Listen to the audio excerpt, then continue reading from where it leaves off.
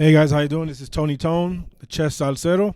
Guys, today we're going to learn how the rook moves. The kids usually call that piece a castle, the way I used to call it when I was a kid, but it is legally called a rook in the game of chess. So we got the board here. Let's clear the board. I'm going to grab a rook, white and black.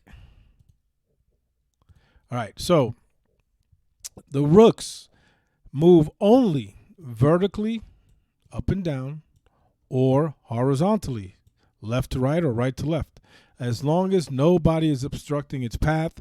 Let's say there's a knight here. Remember in the knight video, knights are the only pieces that can hop over, jump over other pieces. No other piece can. So this knight is in my way. So if I do this here, I cannot jump over it. I can't go past it and jump over it. I can only go right to here. Now I can actually capture it if I want. If it's in my path, I can capture it, boom, and it's gone. If there happens to be a bishop here, and I happen to be here, I can go the entire length of the board, horizontally, left or right, and just capture this piece.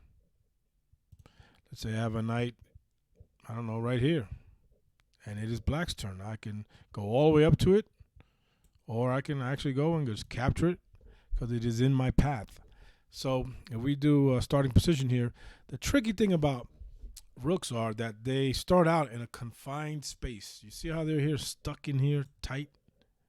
They can't get out. You have to develop your pieces, give them open space and range, just like a bishop, to be able to maneuver, because they're no good to you. They have no value if you cannot utilize them. And they're very powerful pieces. They are known as the major pieces in chess.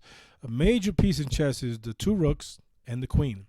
Minor pieces are the knights and the bishops. And then you have the pawn. Now, numerically, the rooks are worth 5 points. That's huge. The only other piece more powerful than the rook is the queen at 9 points. So how do we get this rook out of here?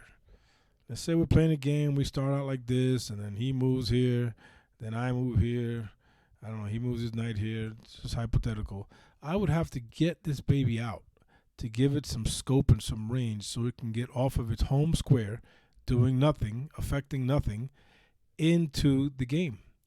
Let's say he moves here, and let's say I move here. Now I have some scope, I have some range, you know. There's another way that I'm going to show you in a video about the king. When the king castles, either to the left or to the right, it's called castling.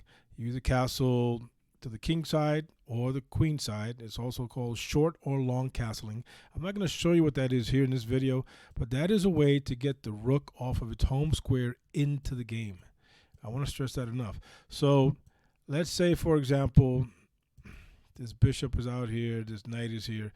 Now look at this. There are two spaces, two squares between the king and the rook. Now, I'm not going to explain what castling is in this video, but I'm just going to show you for the sake of showing you in order to understand how to remove that rook from that tight confined space on H1 or A1, or for black on H8 or A8. Either one. You got to get this baby out. They're known as major pieces, and they are the most powerful when they have the most space. And in the end game, there are 3 games you're playing when you're playing chess individually. The opening, the middle game, and the end game. And they are the strongest during the end game. Why? Because during that phase of the game, there are a lot of pieces that have already been removed from the board. They've been captured, and there's a lot of space to maneuver and to roam around. That's the beauty of where these major pieces have the most power. The bishops, even though it's a minor piece, if you give it enough space, it will control the entire board because you have a light and a dark squared bishop. Just like the rooks, they need space. So there's a special move called castling where the king moves over 2 squares to the right, and the rook actually jumps over the king to its left. The same happens up here. With black, it moves over 2 squares, two squares in either direction. If this is gone and this baby's out here, it can either go this way or this way. So let's say it castles this way. It's always 2 squares, then the rook hops over. If you were to go the other way, it says shows 3 squares, but it's only 2 squares. So it's 1, 2, and the rook gets off of that. And now, as the game progresses and it has roaming possibilities. It has more space, more files and ranks to go on. A file is a column, and a rank is a row. So the same here. If this happened to be, I don't know, let's say we're here like this, and it is white's turn, I can go castle this side or I can castle this side.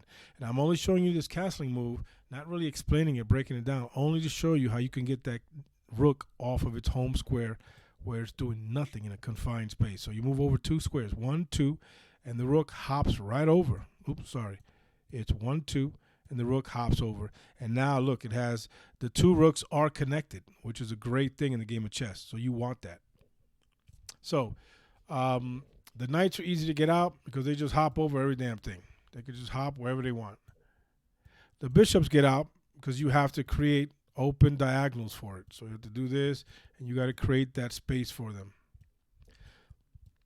The queen, same thing. You got to give her space so she can get out and do different things.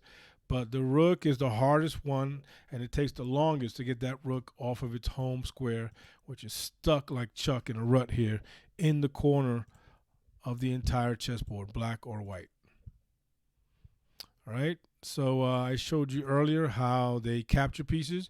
I showed you how to get them off of their home squares, either through castling or moving pieces.